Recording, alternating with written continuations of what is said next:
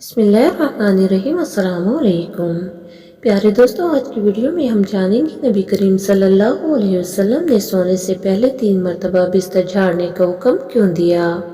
Video شروع کرنے سے پہلے ہماری آپ سے ریکویسٹ ہے، ہمارے چینل کو سبسکرائب کیجیے، ویڈیو کو لائک کیجیے اور نوٹیفیکیشن کو آن کیجیے تاکہ ہر نیو آنے والی ویڈیو آپ تک پہنچتی رہے۔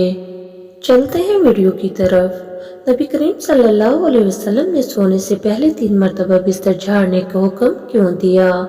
سائنسدانوں نے تحقیق کی تو نتائج نے سب کو دنگ کر دیا۔ ایسی بات کہہ دی کہ آپ بھی بے اختیار سبحان اللہ کہہ اٹھیں گے۔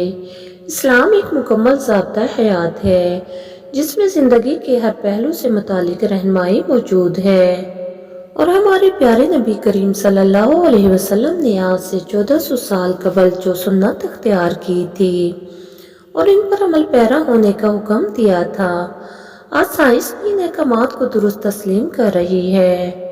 پیارے نبی صلی اللہ علیہ وسلم نے جہاں سونے سے قبل باوضو ہونے کا حکم دیا تو وہیں نماز سے قبل دانتوں کو صاف کرنے کا حکم بھی موجود ہے، اور سائنس کہتی ہے کہ ایسا کرنے سے انسان دانتوں کی بیماریوں کے ساتھ ساتھ دل اور معدے کی مہلک بیماریوں سے بھی محفوظ رہتا ہے۔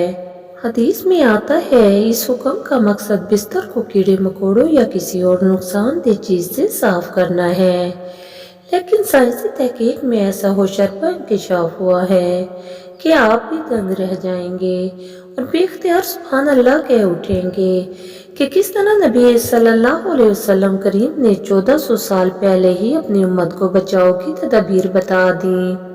سائنس کے مطابق انسانی جسم میں میٹابولزم کا عمل 24 گھنٹے جاری رہتا ہے، جس کے باعث ہر پل سینکڑوں نئے سیل بنتے اور پرانے ٹوٹتے ہیں۔ حیران کن بات یہ ہے کہ سونے کے دوران جسم میں ٹوٹنے والے سیل بستر ہی پر گر جاتے ہیں، جو انتہائی چھوٹے ہونے کے سبب نظر نہیں آتے۔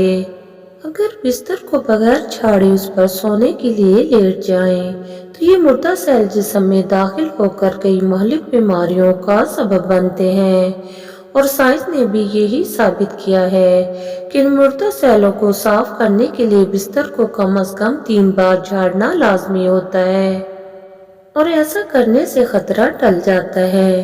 نبی کریم صلی اللہ علیہ وسلم نے سوتے ہوئے دائیں کروٹ پر لیٹنے کا حکم بھی دیا ہے، اور اس ضمن میں سائنس کا کہنا ہے کہ ایسا کرنے سے دل پر دباؤ بہت کم ہوتا ہے، جس کے باعث دل صحیح بہتر طریقے سے کام کرتا ہے، اور سونے کے دوران بھی پورے جسم کو خون کی سپلائی بہترین انداز میں ہوتی ہے، جبکہ دل کے دورے کے خطرات بھی کم ہو جاتے ہیں۔ اس کے علاوہ دائیں کروٹ پر سونے سے معدہ بھی اوپر کی جانب ہوتا ہے، اور اسے رات میں کھائی جانے والی غذا کو ہضم کرنے میں آسانی ہوتی ہے۔